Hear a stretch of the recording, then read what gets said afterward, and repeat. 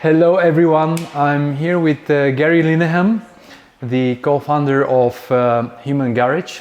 I'm meeting Garry at Svata Kateřina, which is a very special resort in the Czech Republic. It's very special. About 140 kilometers away from Prague, and I have been having the treat of my life so far with Human Garage. So everything has been so cool, and I'm here to understand a little bit more about Garry Lineham, about the Human Garage, and then to understand a little bit more about the fascial maneuvers which Garry has invented himself, and he's been teaching it and basically showing around the world. Garry, hello. Hey. So what did you think? I mean, you got a chance to go out there and do maneuvers this morning. We didn't move a lot, but you mentioned that you felt very pumped. Yeah, at some moment I felt my back muscles really pumped, as if I had a workout just now, which was very interesting. And in general, I feel a bit high now from all the things that we did. I shared with you that I've been doing myself some kind of movements which are, I felt, actually aimed at stretching the fascia in a way. Yeah. And I could discover some similarities with what you've been doing. So it felt like I've been on the right way myself with what I've been doing. And it feels very, very pleasant actually. To stretch the fascia feels very pleasant. That's my feeling. So I feel relaxed and warmed up as well.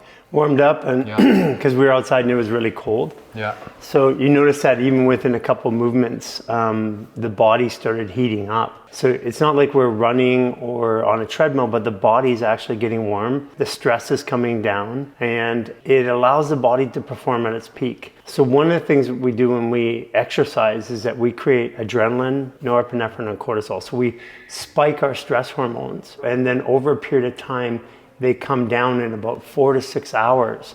But in that 4 to 6 hours, after we exercise, our body can't actually even process the food. So quite often we eat right afterwards. Okay. Because when the adrenaline's in the blood, the body stops digesting properly. And so we have all this culture built around how we train and how we eat. And it works, it does something for the body, but I found that over time, that's what was aging or causing the body to break down. Okay.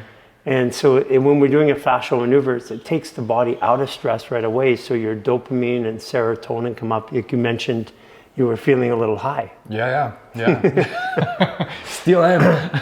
Yeah, it feels kind of like you had Molly or MDMA in a club. Yeah. Okay. Well, Garry, I'm really curious, how did it all start for you? I mean, it seems like you've been on that journey for some time already. How long since you started developing the fascial maneuvers? Fascial maneuvers, the actual fascial maneuvers started during the pandemic. Okay. But what led up to them was the clinical practice. We had 52 practitioners in Venice, California, Los Angeles. Mm-hmm. And those 52 practitioners from every discipline, from every walk of medicine, from neurological to orthopedic to body workers, Chinese medicine, everything. And we based around a philosophy of working with fascia. At the time, we thought we were working with fascia. What we were really doing was more of something that resembled Rolfing. And it was just structural. It was like in body parts. Mm-hmm. But in 2018, one day I sat here.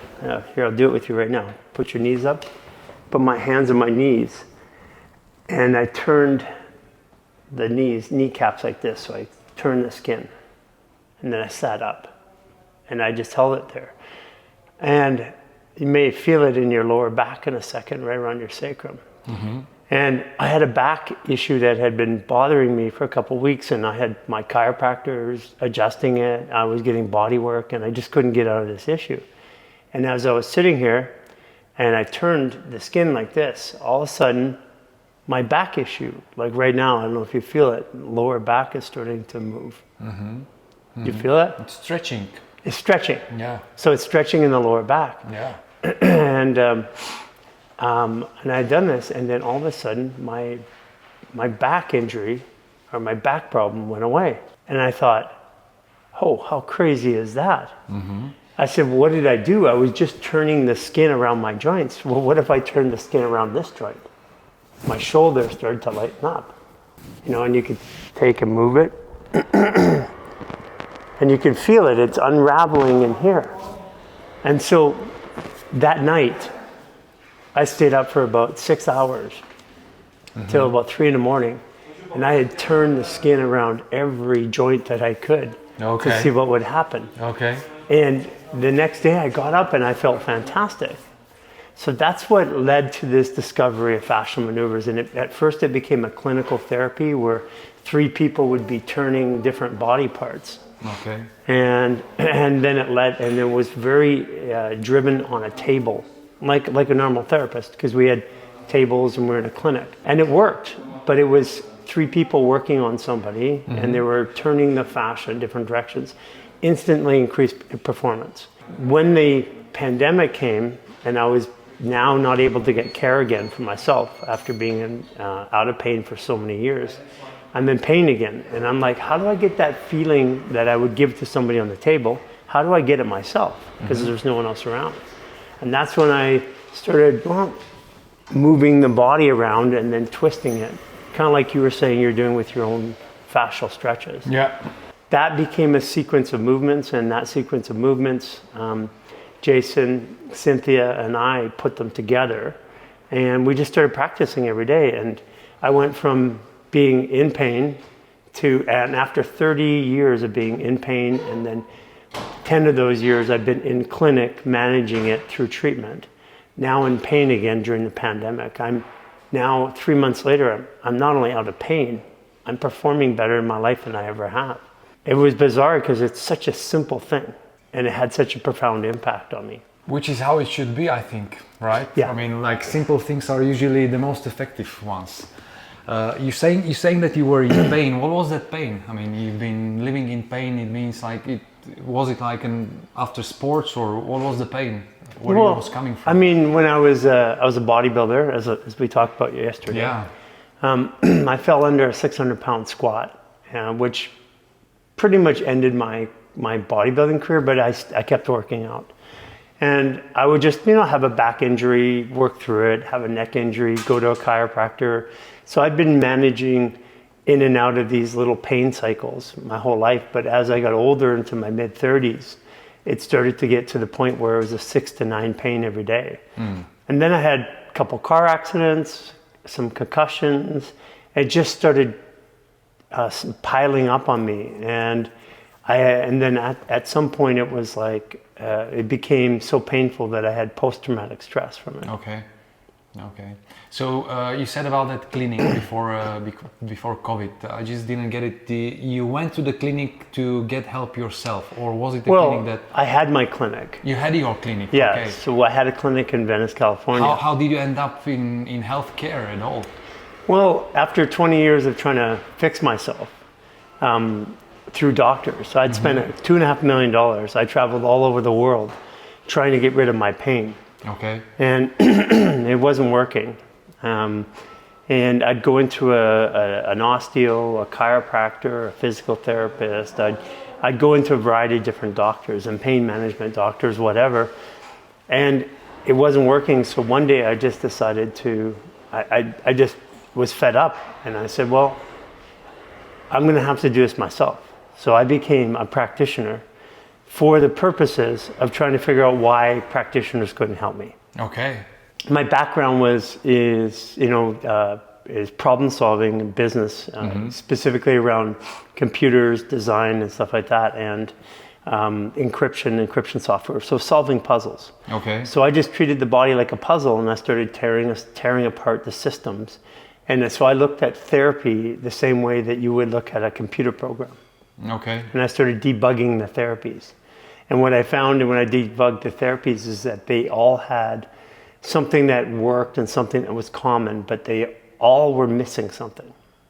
And I wasn't sure what they were missing, but I could see that I could start with a therapy, it would work for a period of time, I'd be feeling better, and then all of a sudden it stops working. So I go to another one. And this is very common for someone who has pain or dysfunction. They go from therapy to therapy, practice to practice, practitioner to practitioner. And from a computing standpoint, if you do that in a computer program, what it is, it means that you have a bug somewhere. Okay. So I assumed that we had a bug somewhere. Where I found the bug in the human computer was in how we described who we were. That's interesting. It's like, what is the human being?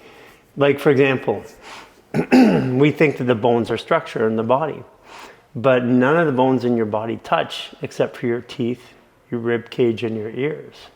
So how could something be structure where this is structure right here? These are nailed together. Mm-hmm. So our bones actually don't touch. And like if you take the knee joint, you've got about this much space in between it. You've got a meniscus there. If it touches, it rips. You have one muscle that crosses the knee. That's not holding the knee apart. You have tendons that keep it from pulling apart. So the only thing left to separate the knee is the fascia and the skin isn't doing it. Mm-hmm. So connective tissue had to be the structure. So if connective tissue was the structure, not the bones, what else am I missing? Right. And I just started going on assumptions like that. Like, here's another one. Muscles don't move the body. And that's a bold statement, but let me give you an example. We were doing nerve conduction testing where we were testing and saying, how long does it take from a signal to get from the nerve here up to the brain with an EEG? So we put a nerve conduction testing equipment on. Okay. We put an EEG on the brain, and we watched the signal come up, go through the brain, through the homunculus and cerebellum, back down for motor control. So to move the foot. And that whole route, by the time it got up there and process came down, was about 1.5 seconds. So my question is, how do we move when we step on glass? Because we go 1/1000, ouch, move. We don't do that. We step on glass, we move right away. So the way that my doctors at the time when we were doing this explained it to me, they said it's a peripheral nervous system or a ganglion reflex. So if you hit a doctor, hits your knee, you go like that. But that's involuntary. I don't choose a direction. So basically what they were saying is if I step on glass, I just go boing, like a jumping jack. And I said, that can't be. Because I move intelligently one way to safety. Mm-hmm. So what I could say is that my body, when I step on glass or something sharp, my body's moving to safety at the exact second it happens. Millisecond, but my brain doesn't even yet register that there's a threat. So the hypothesis at the time was that the brain doesn't actually move the body. Okay. The brain responds to the body's movement.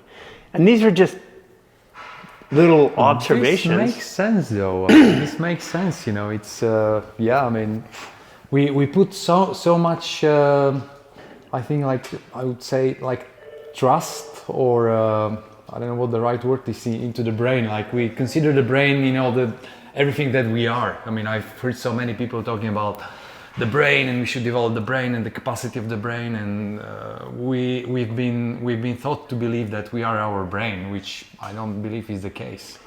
So think about it this way: the body uses nerve endings as like horsepower. Mm-hmm. Okay, so your brain has 100 billion nerve endings.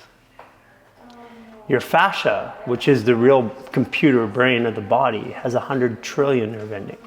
So when we say that the brain is running the body, the direct equivalent would be you have an iPhone, Apple Watch, and you're saying it's running Google's worldwide servers.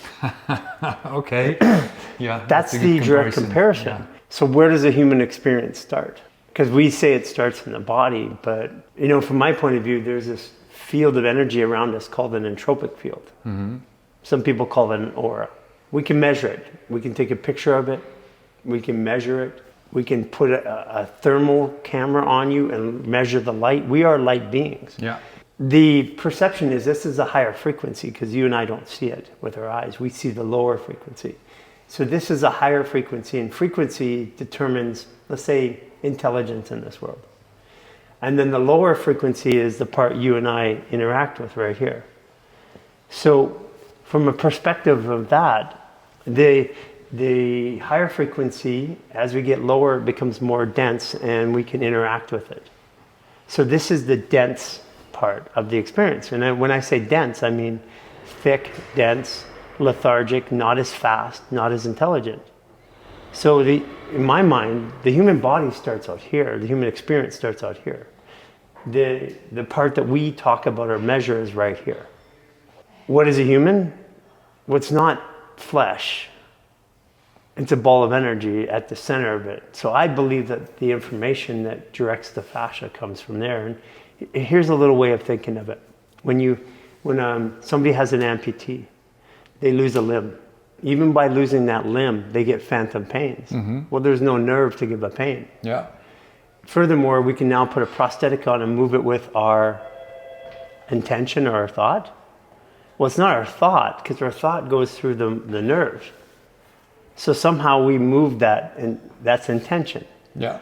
Well, where's that intention coming from if it's not coming from a thought? It has to be coming from something external. So the way I see it is there's this ball of energy that says, I'm having this experience, and it's got this human avatar trying to get that experience out, kind of like a video game. Okay. So that's the way I process it. I see. As you were speaking about the brain and the fascia, just an idea came to my mind that, and I'll turn it into a question. Do you think the fascia has awareness itself or a consciousness?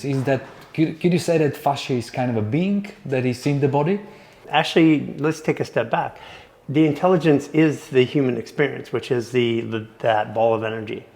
The fascia is, if you condense a body, it's basically 70% water, 25% silica, which is sand, and then 5% bacteria, viruses, and parasites. So at the end of it, if you put us in a centrifuge and spun us out, that's what comes out. That's the elements. So basically, we're a liquid crystal.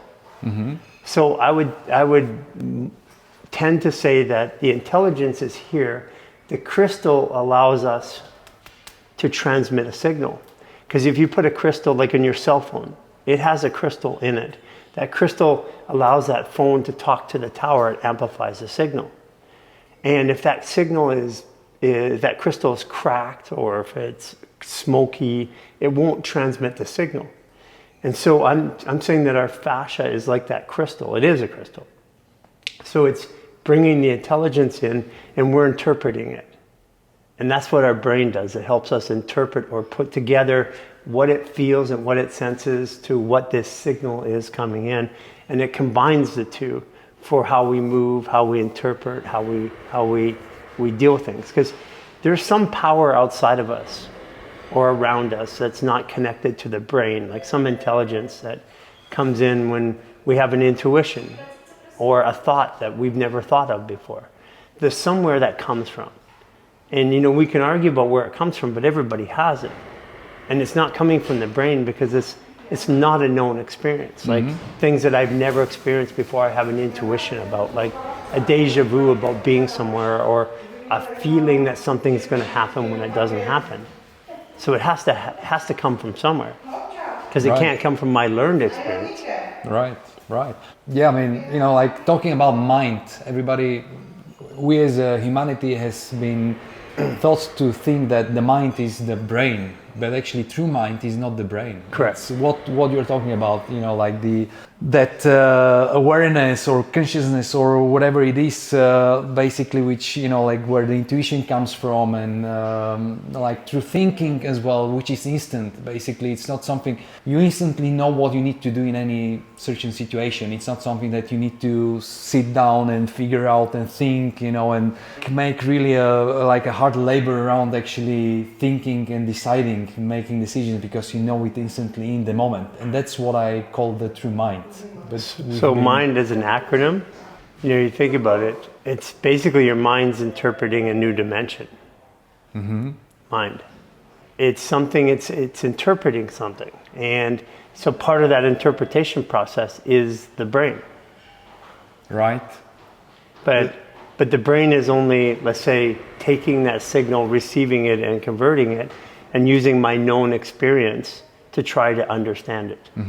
Why we have come to a point to put so much, to live so much in the brain and live through the brain? Well, I think if you live through the brain, we become controllable, we become malleable, we become fearful, because the brain's job is to protect us, not expand us.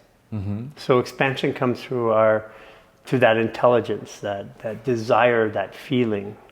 But the brain has to say, well, there's a feeling here that I can do more. The brain goes, okay, let's make sure that we do it without hurting ourselves. I believe that in nature, I mean, if you go back, indigenous tribes and in the people that lived in the land, they didn't treat the brain as special. They treated, because they didn't even know about the brain in particular, they treated the whole experience of being human as being connected with intelligence and the world. So the brain separates us from that intelligence. Yeah, that has been my experience as well. So I've been focusing on to learn to live out of the brain, like to live and experience life through what I would call like through my heart. Yeah. Like more like use my not senses but like intuition as well, and like the true thinking that I was talking about is really just feeling my way ahead in life through my heart. And then just when the information comes into my body or into myself, then make basically discriminate through the mind, right? I mean, I have like one apple, a second apple, so I discriminate between the both apples, but that's what I use the computer for. It's not really that I'm not deciding through the mind that I need to go to the apple tree, you know? Human garage. So Yeah. how did the idea about the human garage came, and when did you start with human garage? I mean, it started as a clinic. Well, actually, it didn't even start as a clinic. It started as helping people in our garage. Literally in your garage. In California. So everything in California starts in the garage. Yeah. So we were in Venice, California, and we had a clinic called the Rubenstein Center with my partner at the time, David Rubenstein, and we were doing this therapy to help people perform. But I was looking for a solution for myself, so I was working with another guy named Joseph Gonzalez in my garage. We were trying to figure out a way to release the body, basically, to remove restrictions so that we could perform better. And so that was the origin of the therapy. And it was based around releasing restrictions in the body so that it could perform better.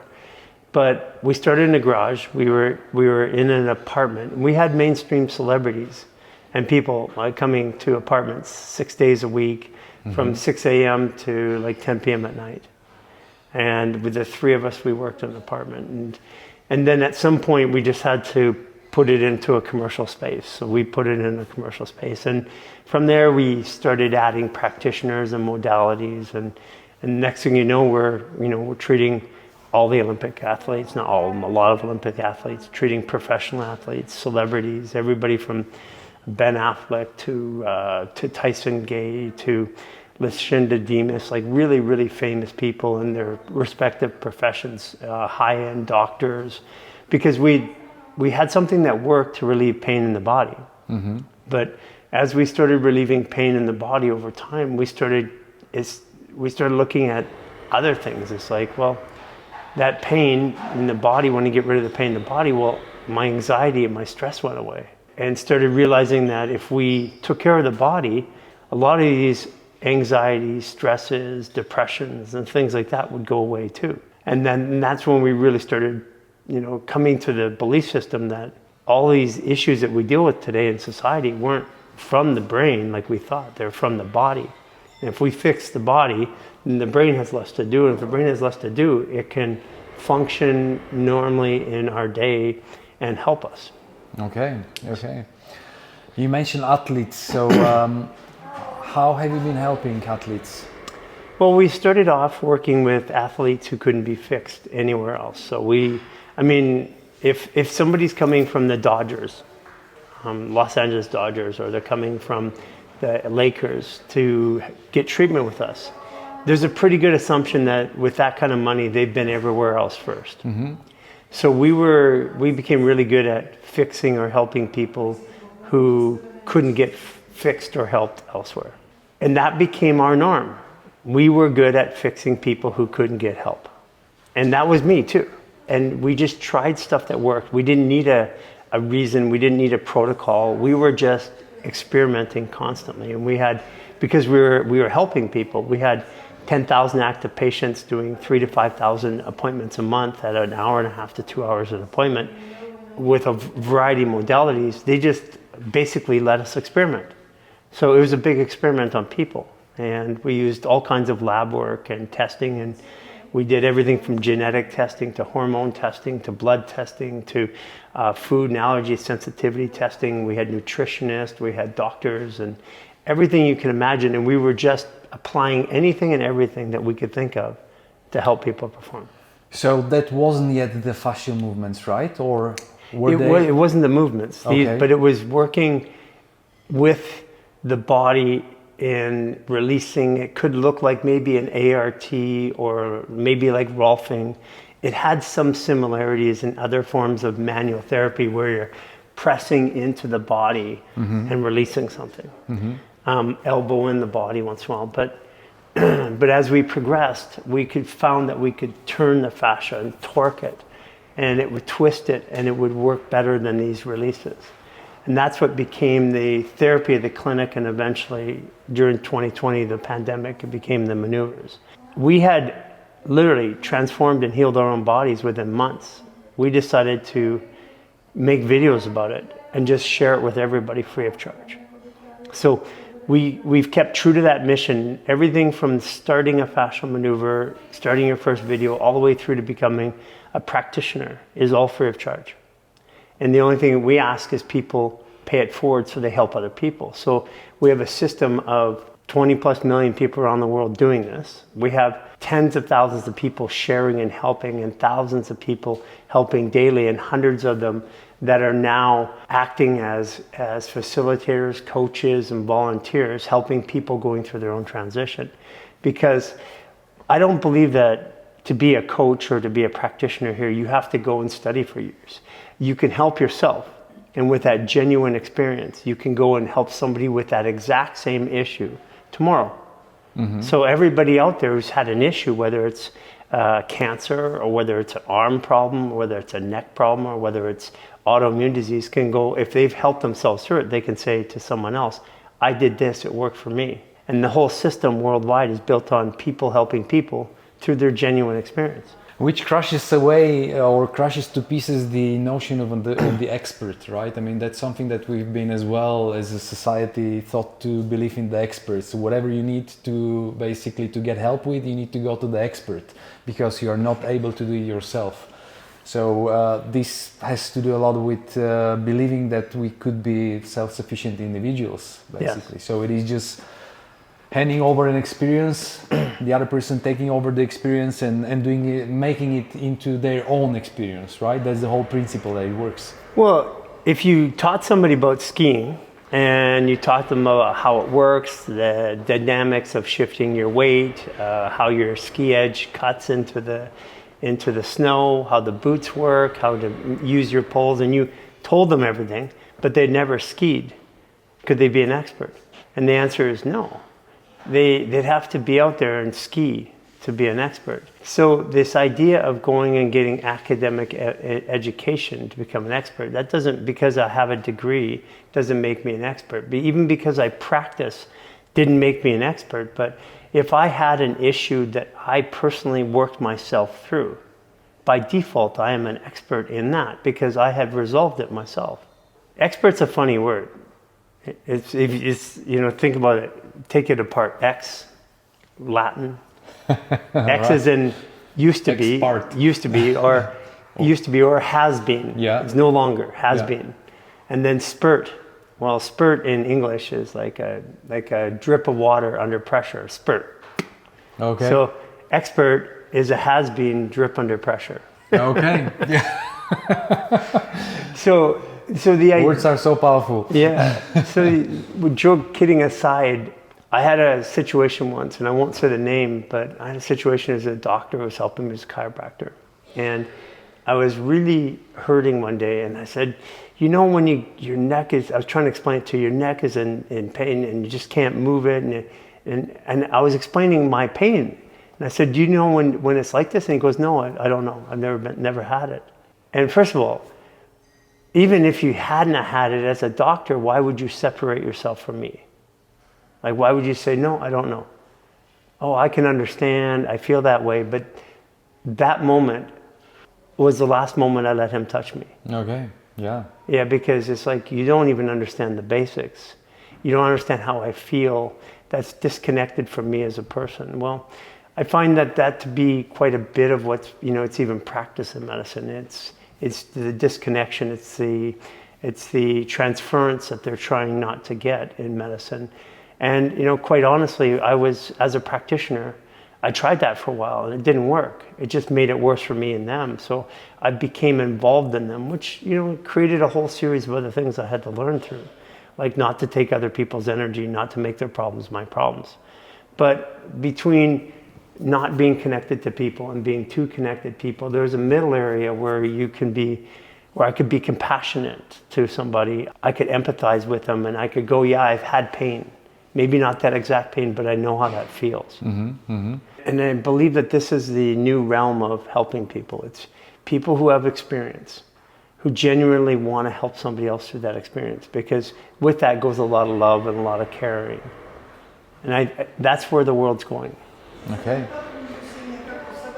I've seen many videos on your Instagram. I've seen a lot of situations when you work with someone. You work, for example, in a couple with someone, and you twist them through different movements or maneuvers, and there is then like kind of reactions, emotional releases, and stuff like that. So how fascia is related to emotions and emotional blocks? Think about how movement works. We were talking about the brain not being in control of the movement. You don't move your body until you have a desire to move. You can have a thought, but until I have a desire, which is an emotion, I don't move. So again, my theory is that emotion precedes motion. And so if movement is emotional, then my emotion is energy and motion. That is emotion, and that is what the body's doing, and it's transmuting through the fascia.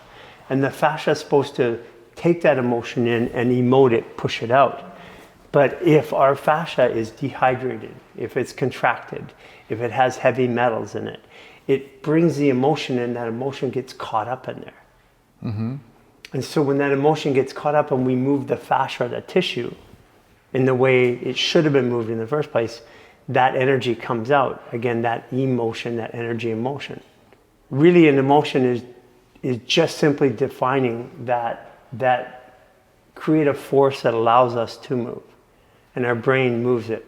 So we're just moving the stuck tissue, which moves the stuck emotion. Remember, the body's a computer. The brain would be then a processor who runs programs, like a CPU. So really, it's stuck in our hard drive. And when we move part of the hard drive in the body and moving it here, it's going to connect to something that I've stored. And that's where the emotion comes up. Okay. So how the release of the emotion works through the fascial movements? Well, we're moving the tissue, the energy gets excited. The energy then needs a resolution. Because an emotion also needs, if I touch you like that, it creates a sensation. Mm-hmm. If I hold it there long enough and I don't remove it, at some point there's going to be something stir up in your body. Mm-hmm. And there's all kinds of questions. Like all of a sudden the brain starts going, does this feel good? Does it not feel good? Am I safe? Am I okay with this? How long is this gonna be here? Yeah. So right now, there's starting to be an emotion. I can feel it in your body. Mm-hmm. So I can feel your body. So that's what's happening, is the body's starting to process that energy, and that energy is emotional. This is where, when we touch the body, you have a sensation. Then that sensation goes to the brain and says, do I know this sensation? it goes, am I safe? Am I protected? Do I like it? Don't I like it? It makes judgments. And then measurements. And then it attaches to, if I like it, it attaches maybe to some serotonin, some dopamine. If I don't like it, it may attach to adrenaline. So it attaches to an organ, which is an emotion. And then it comes out through energy. So I'm still going here. It's all right. But it's changing the sensation. It is. Right now, up about this area of your body. It's not hurting that anymore. Yeah. Because the body's going, okay, I'm safe. And then I can even regulate it by pushing a specific frequency through it. So I'll do one right here.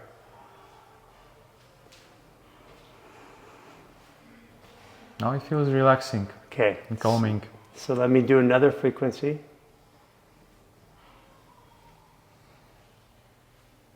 Excitement and a bit of like freaking out. Okay, that's throat, blue chakra. So here's Okay. another frequency.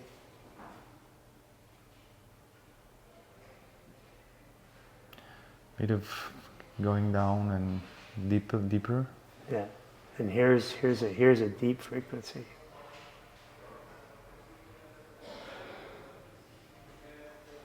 Spatial. Yeah. So what I was doing is, with intent, changing the frequency of my body. And you could feel the change. Now that's just like a martial artist who's really good at moving energy, qigong, Yeah. you've seen. That's equivalent to that. And that's what I've learned through this practice, is to be able to do that. That's good. That's good. So, I mean, it is about like focusing and what is that? Channeling, right? Yeah. Channeling. You can call it channeling. Yeah. Yeah, like channeling has become sometimes this mystic thing. Like channeling from above, right? Yeah. But now you channeling the emotion that you are generating in yourself. Yeah. Yeah. What have been the? I mean, I believe that you've been through so many cases, helping people like releasing emotions, getting over injuries and so on. But some cases when it's been, I don't know, like really, I don't know if the word impressive or something which like you have helped with some stuff that hasn't been. Children are my favorite. I have a little girl that couldn't walk and or couldn't talk, and I helped the parents help her to start moving and speaking words.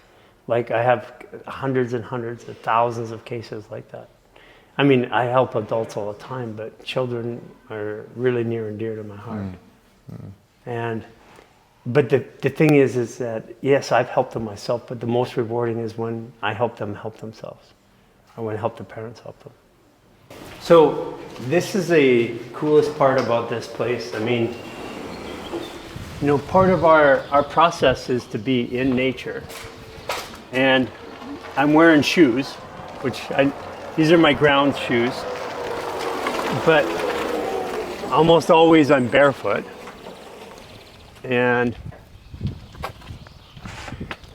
But for us, I've found that when I'm in nature, I have the best healing and detox mechanisms. So we've organized our life to be in nature. We live in nature. We go to the beach every morning for sunrise when we're in Cancun, or in Vancouver. We live on the mountains. And this resort here. Well, this place is amazing. It's amazing. I mean, we've got the medieval waters, which we're drinking. Yeah. We've got all of these old pavilions, buildings that, a couple hundred years old. And we're going to go to one of the best facilities I've ever seen in my life. I spend about between 20 and 40 minutes a day on my own practice, and that's it. I don't exercise anywhere else. I like to move in nature like go hiking and climbing and running and stuff like that. But can you show your biceps, please? Because I don't believe he's not practicing with these biceps, right? And with these triceps, he's not practicing. But, okay, but it's soft. It's soft. He used to be a Feel bodybuilder. But, That's so. But feel it. It's soft. It is. It doesn't even feel like muscle. So the idea was, what if I remove all the restriction from my body? Because if you go to lift your shoulder, go lift your shoulder. Yeah. Okay. But if I remove the restriction, you lift your shoulder, you use less resources, less muscle. Yeah. So if you use less muscle when you're doing that, then you have more performance. You have more range of motion. Here's another one. Take your hand like this and get your maximum range of motion, right? Okay, now close your fist and do it. You lose your range of motion. Yeah, different. So what that means is if I grab something and go like this, I'm restricting my range of motion. So I'm building restrictions in my joints, which makes me lose power or use more energy to move through it. So the whole idea of working out in a gym or using weights doesn't actually make sense if I want to be strong. So like right now, I can put you on my back and run up a hill and I don't even break a sweat. Okay. But I couldn't do that as a 235-pound bodybuilder. So what's performance? Do I need muscle or do I need to remove restriction? And where's that balance? So the idea is the balance between restriction and muscles. Now look at this place. Oh, that's something. Yeah. And the idea was to find that harmony or that balance.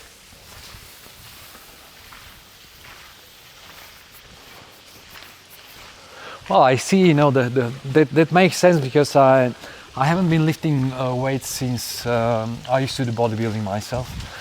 Just recently I had a period when I felt I need to gain more strength through lifting free weights. So I went back to the fitness. Didn't stay there for long because I really didn't enjoy the whole thing. So what I've been doing is I do a lot of practice with my own weight, but it's not like calisthenics or anything like that. I do gymnastics, I do yoga, stuff like that. And what I feel is that it is about developing the kind of the tensegrial abilities of the body, basically uniting the whole body, which is actually the tensegrial ability of the body is held by the fascia. In fact, yeah. So that's the whole point. It's like moving on that direction. But you got a whole bunch of people in the world that believe that muscle. Thank you. Is the most important thing. Hello. Hello. This is beautiful. I'll just switch off also lights and you can be here like just 30 minutes. Yeah, I want to share this. What you want. And Jan's from so just come the property and look at this property. I mean, this is talk about being in nature and healing. If you had to blend technology and nature, this is one of the most. How long has this facility been here? It's they opened it in 2019. Just maybe from the beginning. I'm the man who is working for this beautiful venue. My name is Jan, and I really friendly welcome you here in the Ayurveda pavilion, which I could say that it's really our highlight. We opened it in the 2019 and it changed our concept. And in Ayurveda Pavilion, we provide authentic Ayurveda on the left part and Ayurvedic treatments. And on the second side, you can see that it's modern new wellness.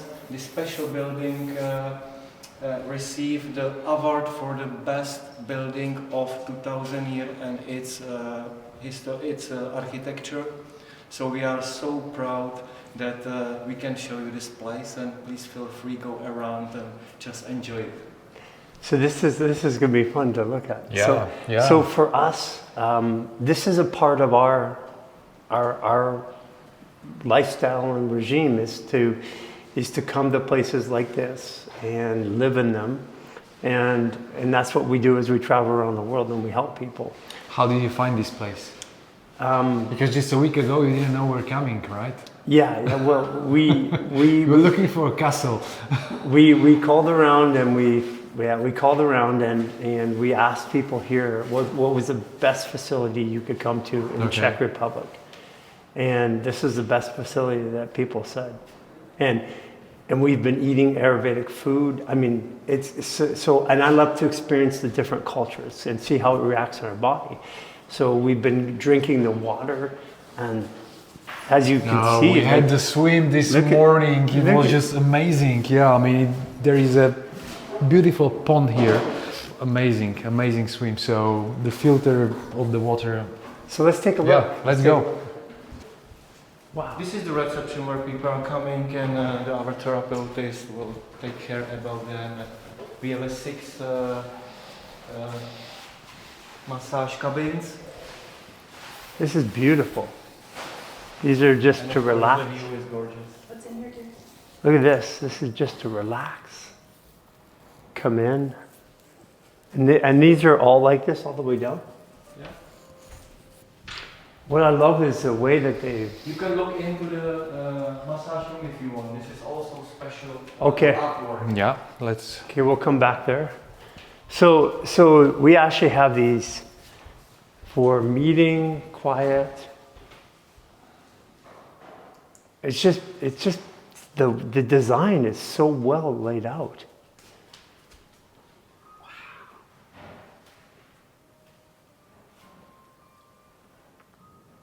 So that's like a steam cabin, right? Especially for my recommendation massage Abhyanga, because you spend 50 minutes on massage, but then you will spend like that 8 to 10 minutes in the steam. And the reason is that the original Ayurvedic oil is going deeply to your skin and to your body. Mm-hmm. I'm all smile. I'm coming here. I'm coming back. This is fantastic.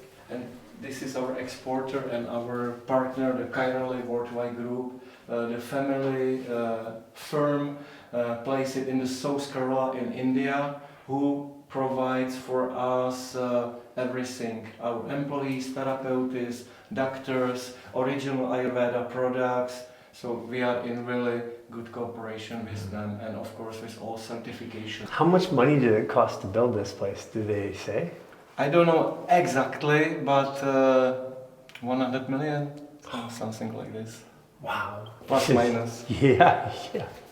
I mean, it is beautiful. I mean, look at the floor. I mean, that... Everything is imported from India or Sri Lanka or Malaysia, focused on this interior, or not focused, prepared exactly for this interior.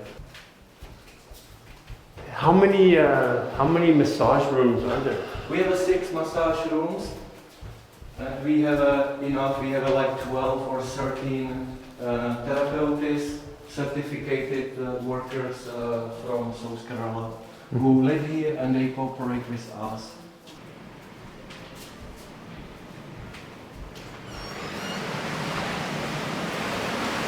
Oh.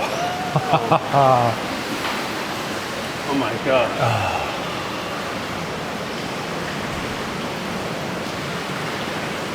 It's an edgeless pool. The water actually comes out of here? Yes. You can, of course, you can swim here, but the concept was more like that for relaxation, because water is hot. It's like that 30 degrees. Yeah. So if you really swim hardly there, it cannot be really the best way. Right. So it's like that more relaxation and have it just slowly swimming and. That's awesome. Warm water.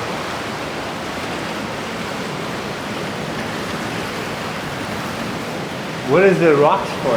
It's just relaxation therapy for your legs. Do you step? You can just a little bit just to move and have a massage, different massage. Of Oh my your God. legs. So it's really good.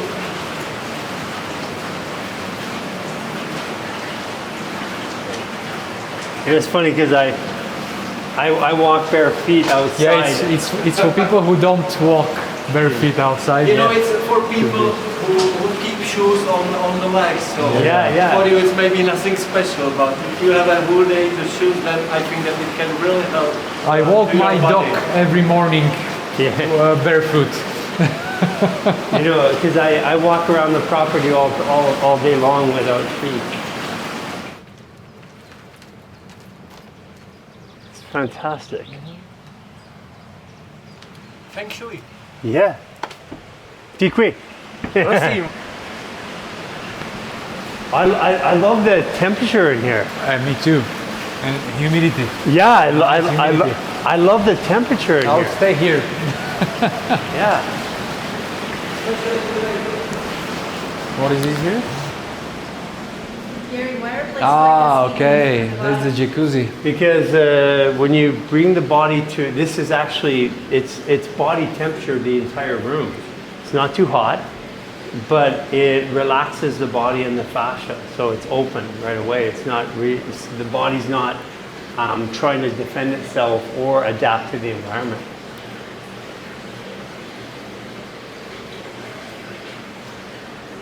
The primary idea was around this whole practice was originally how to improve human performance. The idea is like there's a lot of people focused on trying to heal their bodies right now. Yeah. But typically people hit about 80% of their goal. So if the goal is to heal, people will never be healed. But if the goal is to perform, then people will heal as a result of performing. So part of our program, we're doing this one world tour because we have 20 plus million people around the world doing this, but it's an individual practice. They didn't start it at a yoga studio or a gym. They started in their homes. So the world tour is to bring everybody together. And then we're only doing one world tour, and then I will never speak about healing the body again. I only speak about performance because everything that we need to talk about to heal the body is already done. It's already been said. Every question's been answered that you can imagine. There's like we get upwards of 50,000 DMs questions. We get 50,000 questions through our DMs just on Instagram per week. Okay. And within 6 months, that'll be 250,000 questions a week because people don't have answers. And so that's all there. That whole system is running, and it runs, it's free of charge. Anybody can go get answers, and they can get legitimate answers to the serious health questions. And what we find today, which is really scary, is that we'll have like a husband and wife, as an example, a couple, messaging us about health questions. We can see it because we can see the connection in our back end, Okay. but they're not talking to each other All right. because the pandemic has taken and made personal health issues equivalent to politics and religion. You know what I've been wondering, listening to you, how did humanity end up by having such a huge medical structure available, hospitals and like professionals and medical doctors and everything, and it seems like naturally everyone is now tending to just look for different solutions. Well, so think about it this way. There's a problem with the idea of healthcare. The human body heals itself. Okay. So when we give it a drug or surgery, we're just helping it heal itself.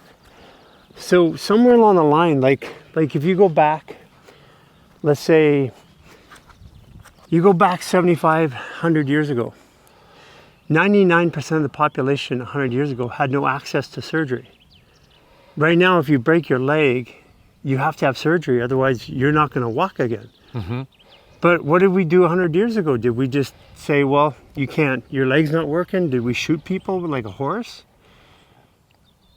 Somewhere along the line, we're taught that we needed to have this medical intervention, and that means that the body can't heal itself, which the most powerful part of healing in the body is my belief that it will heal. Its own ability. Yeah.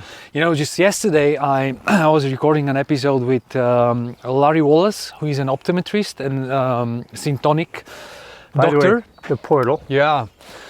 And he heals eyes through light therapy and color, and that's what we were talking about as well. And I was asking him the same question, you know, why like healing with light and color, for example, is not that widely spread in his specific area of expertise. And he just said, well, because people are just used to, whenever they have, you know, like problem with their eyes, they either go for a surgery or they, you know, get the glasses, which he said is not a bad thing, of course, but there are certain as well recommendations how to go for it. So it seems like the quick solution, you know, like, I don't know if it's a quick solution, but that's how we've been taught to think about it, like a surgery or intervention. Think about it this way. You said glasses. The American Society of Optometrists has a program which retrains your eyes to see without glasses. Mm-hmm. But there's no prescription, there's nothing sold. Okay. So even though they've approved it, nobody uses it. Mm-hmm. And talking about light, you can administer light in different ways. You can also administer light by bringing it into that field I was talking about. I can show you something right now. Yeah. Can I do something? Yeah, sure. Okay, so I'm going to just lift up your shirt a bit. Yeah. Okay, so what I want you to do is drop your hands. I got it. I want you to close your eyes. Put your head neutral. I want you to breathe in the color yellow. Breathe.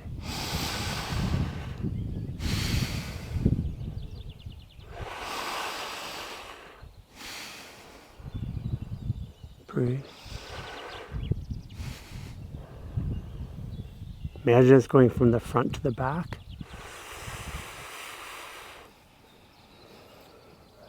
Now repeat after me. Say, I accept my feelings and emotions. I accept my feelings and emotions without judgment. without judgment. Open your eyes.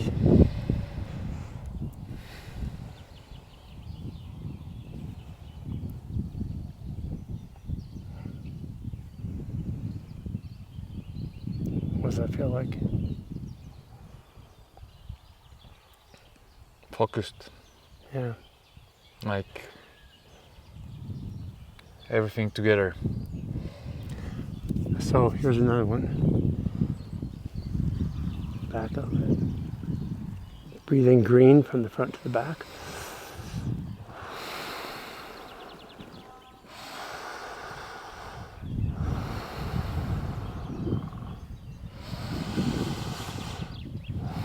Say, I'm opening up my heart.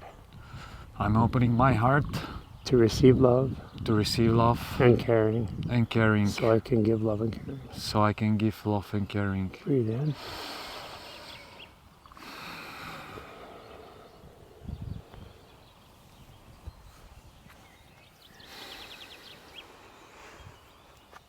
Get warm all of a sudden. Yeah. Look around. Colors are more vibrant. More vibrant. Yeah.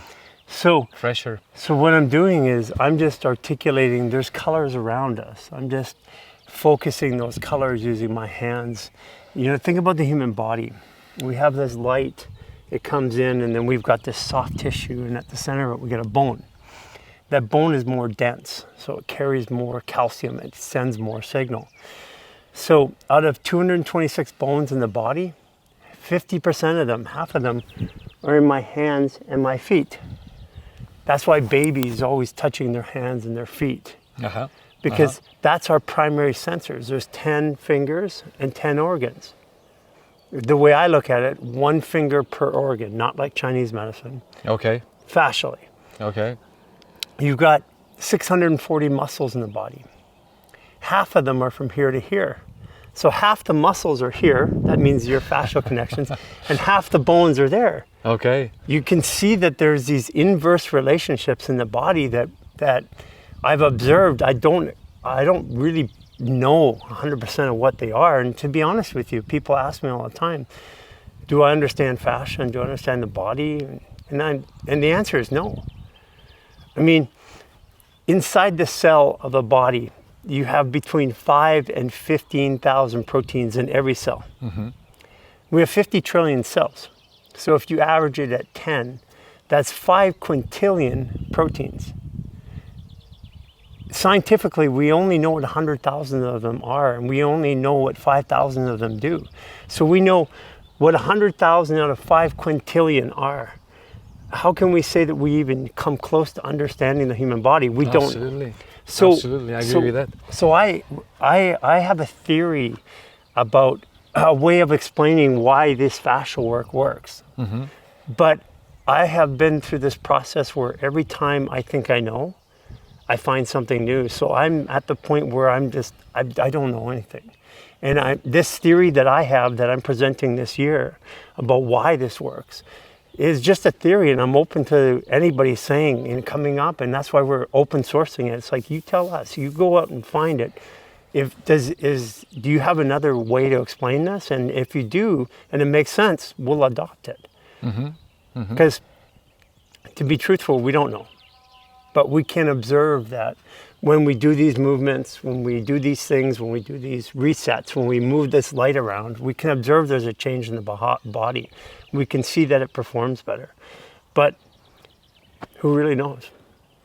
Well, I really don't understand that desire to get to know every detail of how the body works, you know, like to get to know to understand all the mechanisms and all the processes. As you say, it's fine to have an idea about it, but you can never understand how it really works. And for me, the most important thing is to learn to listen to your body, to be in connection with your body, to understand it in a way that you communicate with it, you understand its needs. And that's all you need. I mean, that's all we need. Yeah, absolutely. So that's what I'm working on. I'm working on new ways to understand the body, or understand the body, maybe is a better way. What is, according to your understanding of how people think today and how they look on life, what is the main misconception of people about their health? Is that the main misconception is that we need something external to us to make us healthy. And the body is built as a dynamic healing machine, or performing machine, maybe is a better way to say it. And the only thing that the body really needs is minerals, water, movement, and air.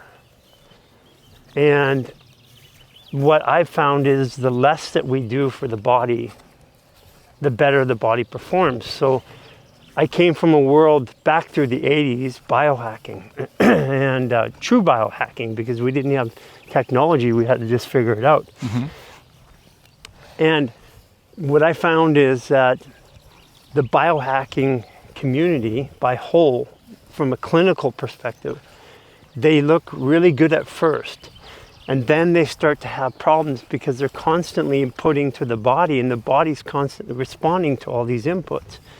And that means that you're taking away something that the body should be doing naturally. Like if I'm giving my body glutathione all the time, it's not, it forgets how to get it from the environment and from itself.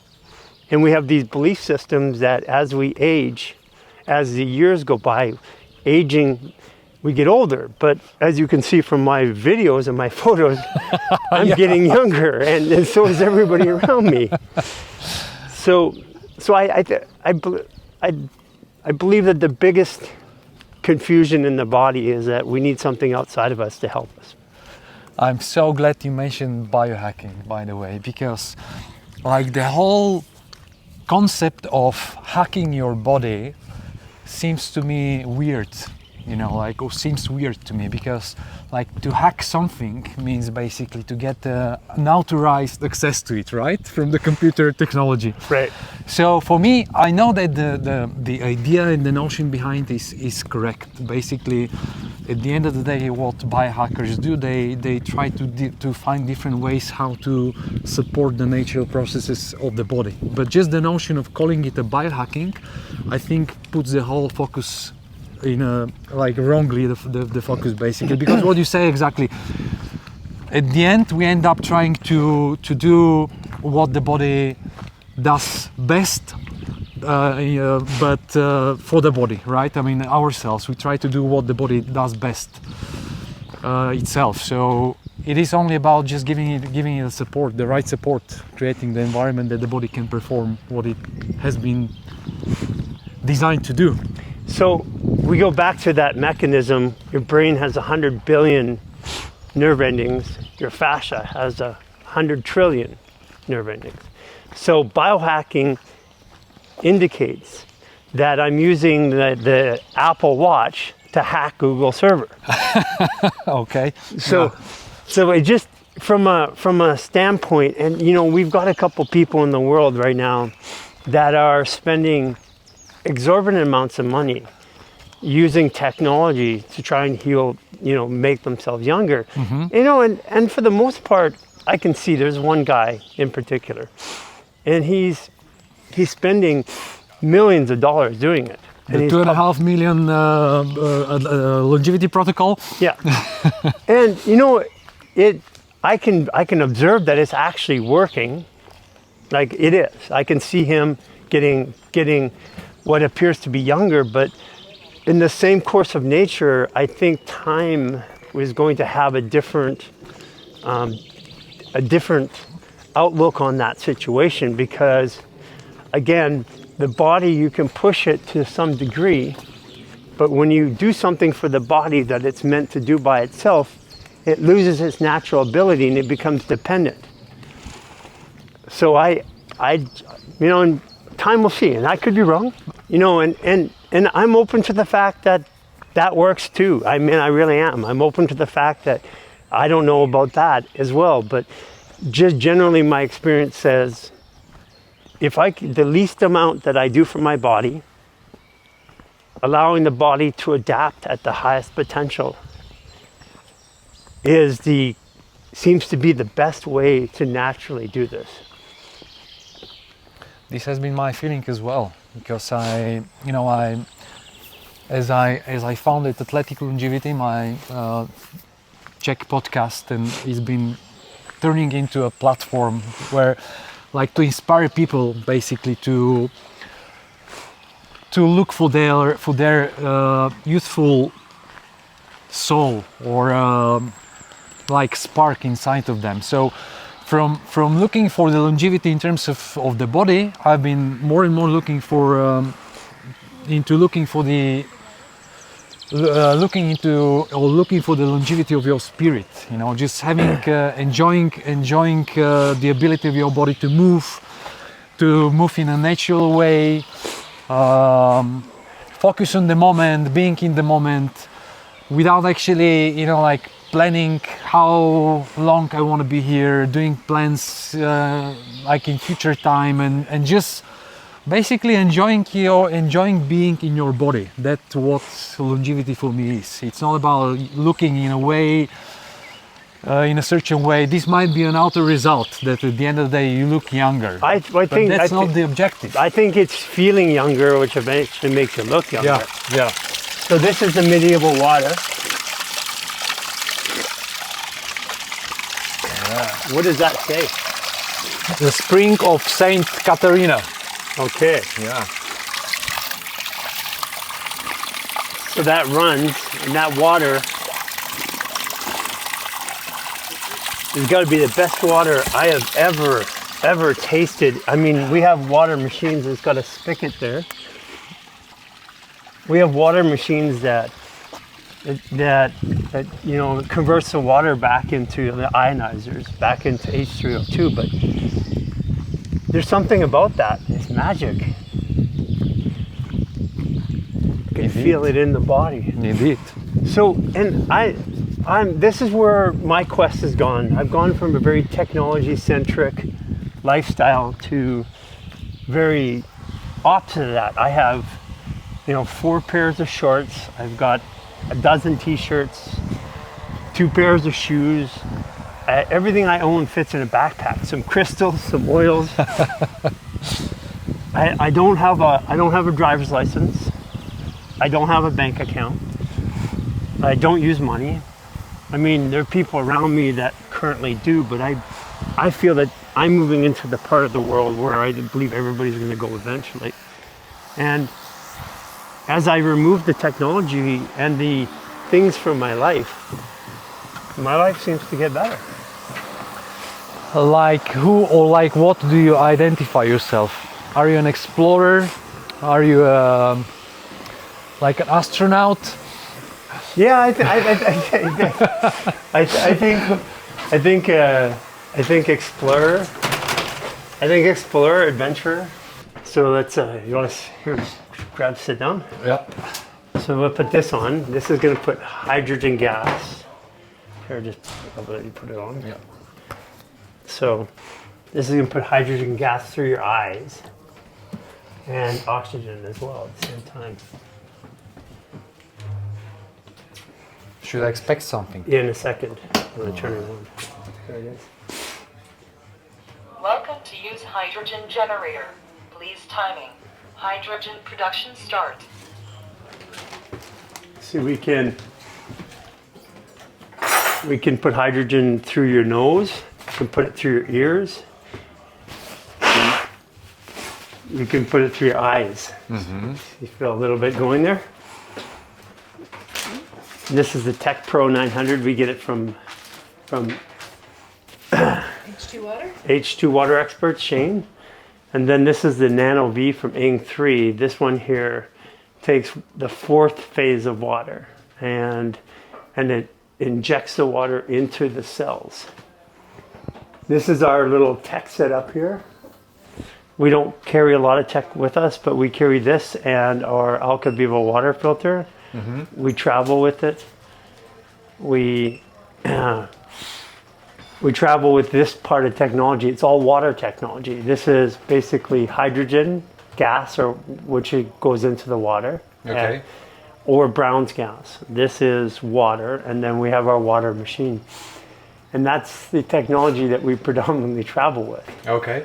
Okay. What it does? What it's doing?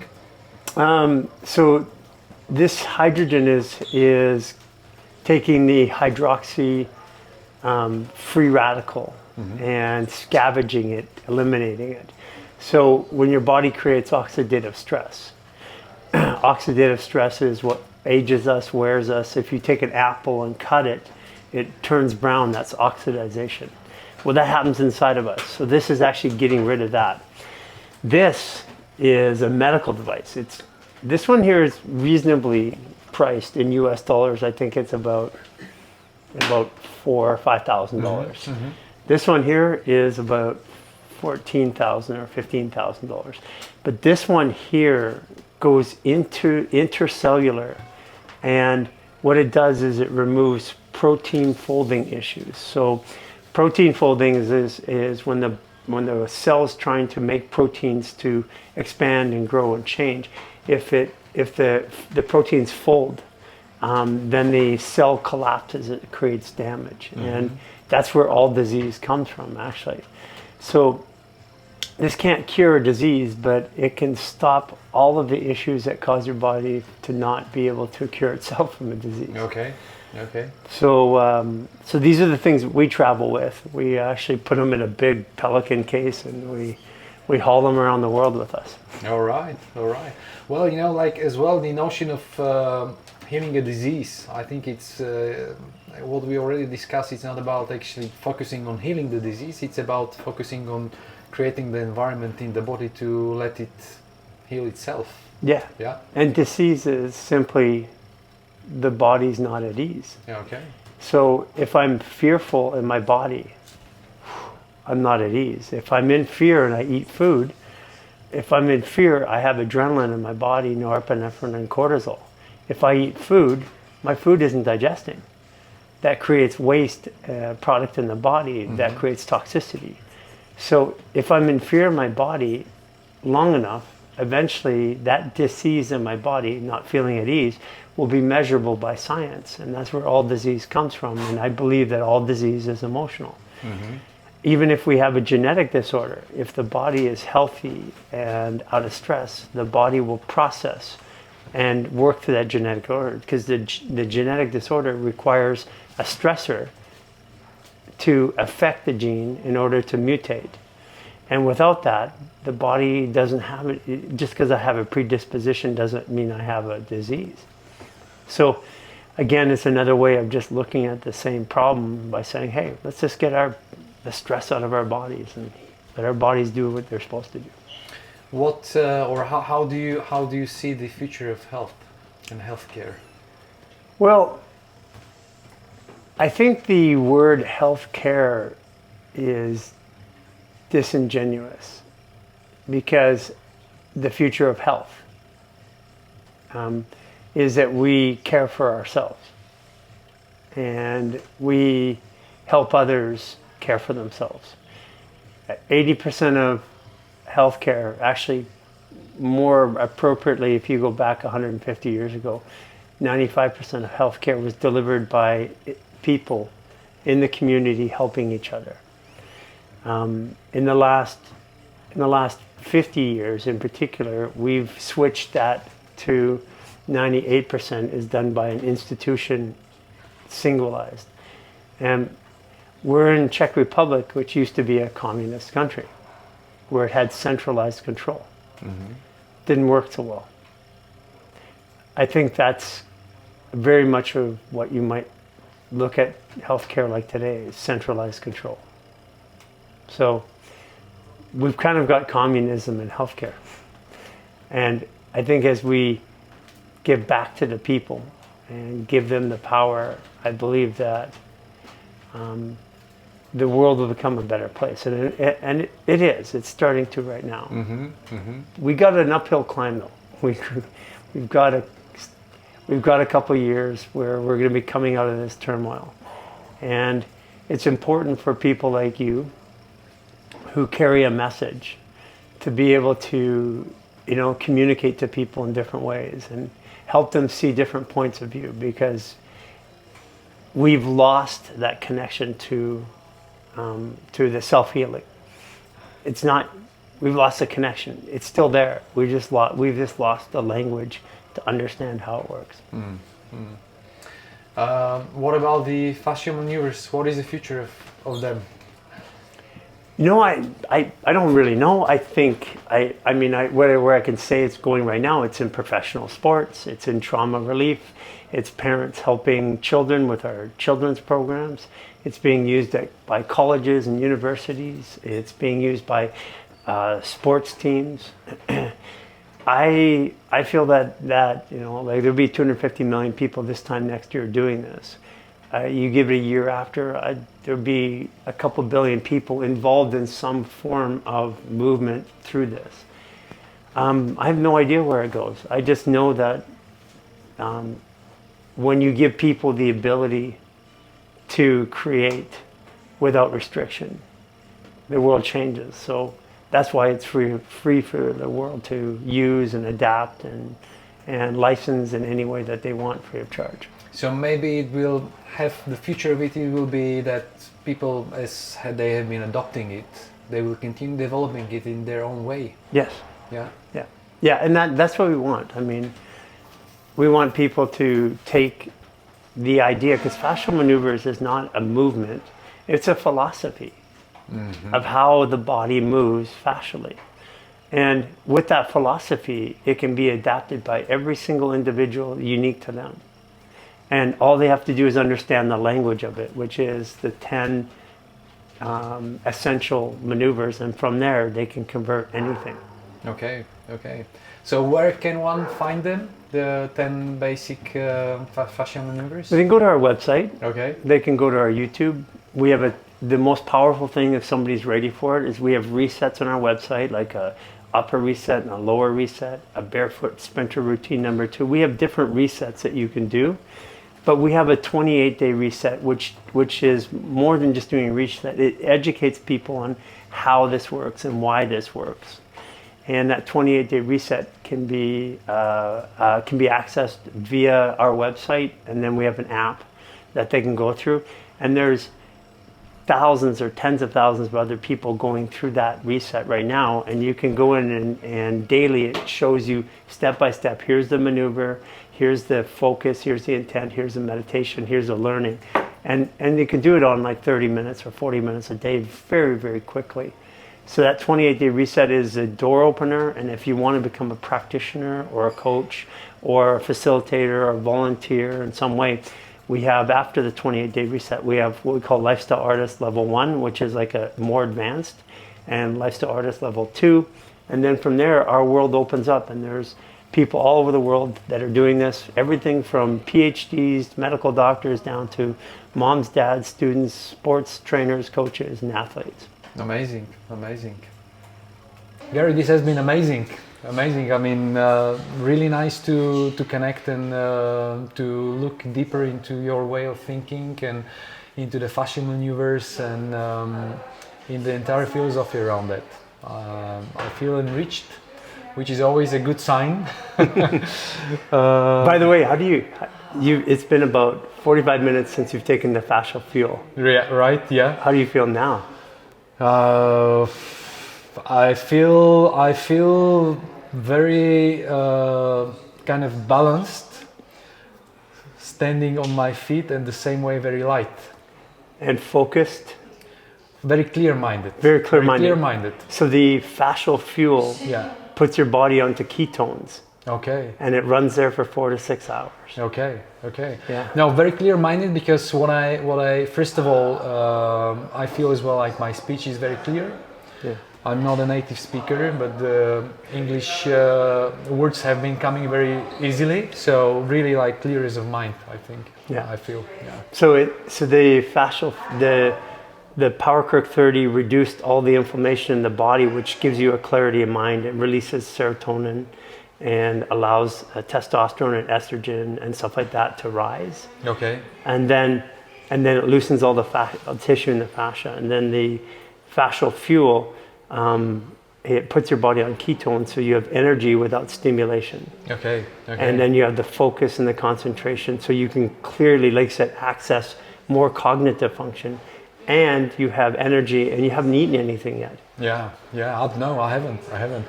By the way, because I went as we were recording and walking around, I went to the toilet, and when I actually twice, and I looked into my face. I don't know how it's gonna look on the camera, but what I noticed in the mirror is that I felt like my face was radiating. Yes. And the skin is very smooth.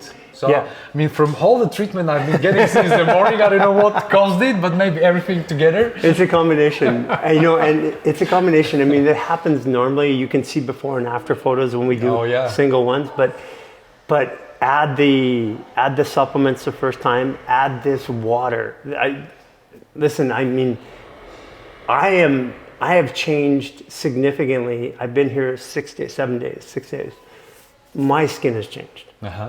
And my body has changed as a result of being here. So there's a magic here.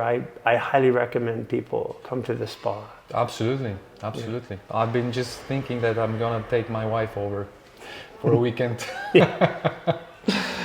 So Garry, thank you so much. Thank you so much. It's been really a pleasure to have you on this podcast.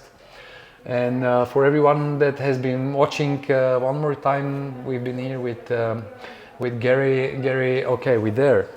We've been here with Garry Lineham from Human Garage. I learned a lot. It's been a great exchange, and I'm looking forward to stay in touch. Yeah, and this is just a start. Yeah, this is just a start. I believe so. We're sparking the Czech Republic. Okay. Yeah. Welcome to the Czech Republic.